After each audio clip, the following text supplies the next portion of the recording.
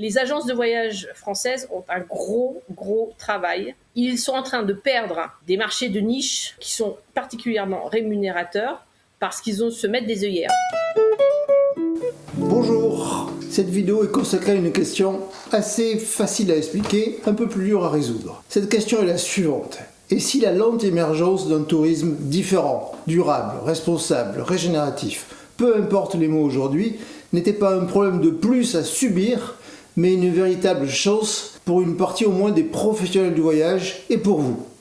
Et si cela était par exemple une nouvelle bonne raison de réinventer les métiers du tourisme, de les réinventer par exemple pour plus de plaisir professionnel? C'est important, le plaisir professionnel. Et si cela était aussi une bonne raison de le réinventer pour se démarquer des agences de voyage en ligne, des OTA, qui comme Booking ou TripAdvisor notamment, industrialisent de plus en plus le conseil et la vente touristique. Dans une chaîne qui tente de démontrer que les transitions sont une chance pour l'économie européenne, vous imaginez bien à quel point je suis tenté de répondre oui. Mais je me méfie de mes enthousiasmes toujours un peu simplificateurs. Aussi, pour vous aider à vous faire votre propre opinion, j'ai décidé d'interroger 2 professionnels du voyage. La première, Véronique, organise des expériences hyper personnalisées en Inde, au Bhoutan et au Népal. La seconde, Aurélie, a fait un choix courageux. Elle a vendu son agence de voyage, habilement développée depuis plus de 10 ans, pour lancer ce qui est sans doute le premier vrai tour opérateur spécialisé dans les voyages nature et animaliers. Vous verrez, les propos de l'une résonnent chez l'autre. J'espère qu'ils résonneront aussi chez vous.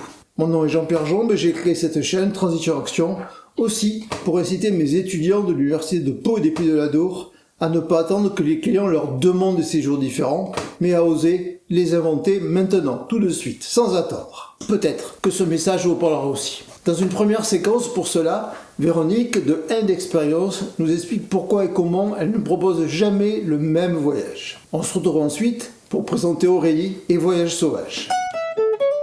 Je trouve que j'ai 3 destinations en charge, à savoir l'Inde, le Népal et le Bhoutan. Et que j'ai la même approche sur les 3 destinations.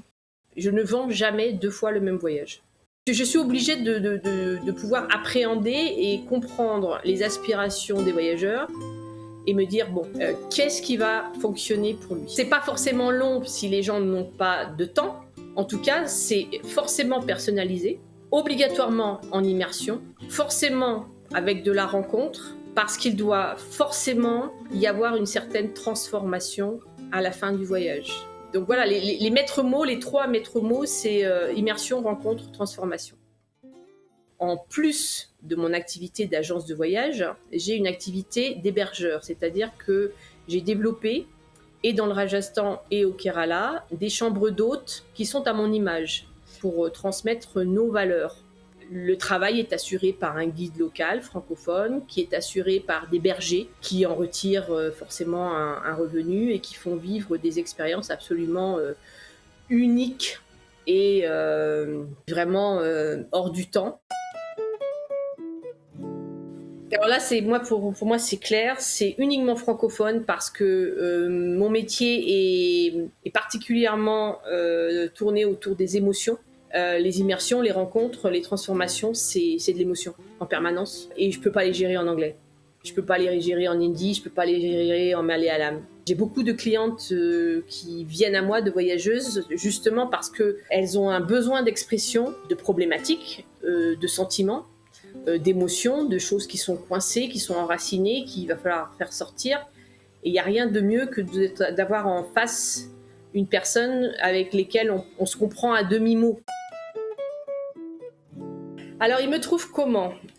Déjà, j'ai un réseau B2B. Bibi Voyage a toujours privilégié les relations avec les agences de voyage. Tout simplement parce qu'il y a déjà un travail de ce qu'on appelle de qualifier la demande. Ça m'arrive de recevoir des demandes en B2C, donc des clients, des voyageurs qui arrivent en me disant « En fait, j'ai été voir des agences, mais elles ne comprennent pas ce que je cherche. » J'ai commencé à regarder à droite, à gauche, Facebook, j'ai un peu peur, et puis en tirant un petit peu et en en contactant telle et telle personne, on m'a parlé de vous. Et là, tout d'un coup, ils font « Oh là là, si on m'avait parlé comme vous depuis le début !» Pour faire suite aux propos de Véronique, j'ai interviewé Aurélie.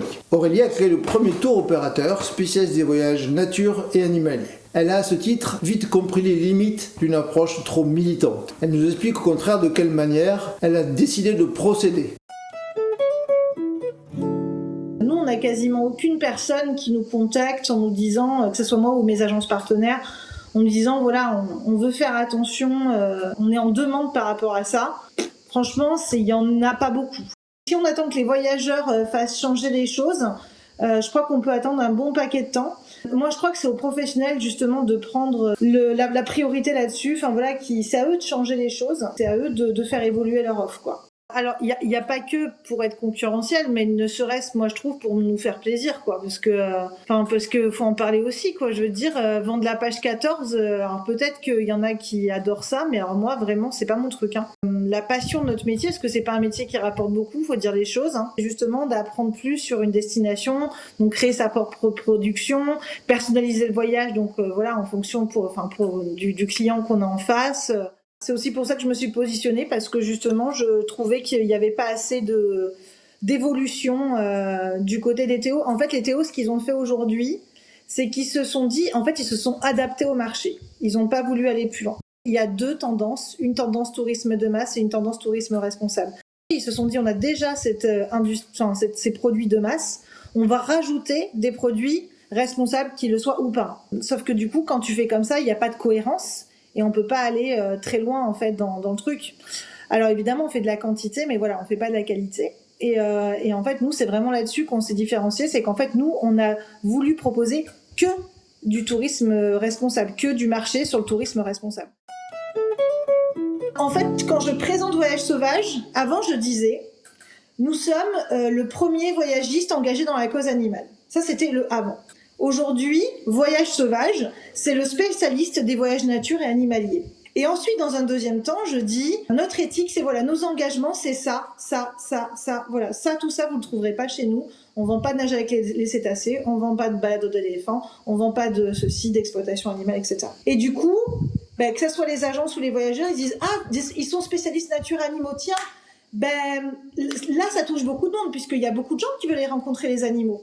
Alors que voyagiste engagé dans la cause animale, les gens ne se représentent pas forcément exactement qu'est-ce qu'elle fait.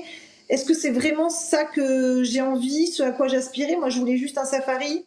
Moi, ce qui m'a parlé, c'est les animaux. Je ne pouvais plus supporter tout ce qu'il y avait dans les catalogues, tout ce qui était vendu il y a des années, etc. et encore aujourd'hui. Donc moi, c'est pour ça que je suis allée vers le tourisme responsable. Je crois que la cause animale, c'est un sujet fédérateur. Qui justement fait que c'est pas plus cher, c'est juste hyper vertueux, ça parle à tout le monde et donc là on peut toucher beaucoup plus de monde. Aujourd'hui je me positionne en spécialiste, donc je suis une spécialiste des voyages animaliers, du tourisme de nature et évidemment il y a une éthique derrière, c'est le truc en plus. Ce double interview termine progressivement une série de sujets consacrés à des formes différentes de voyage.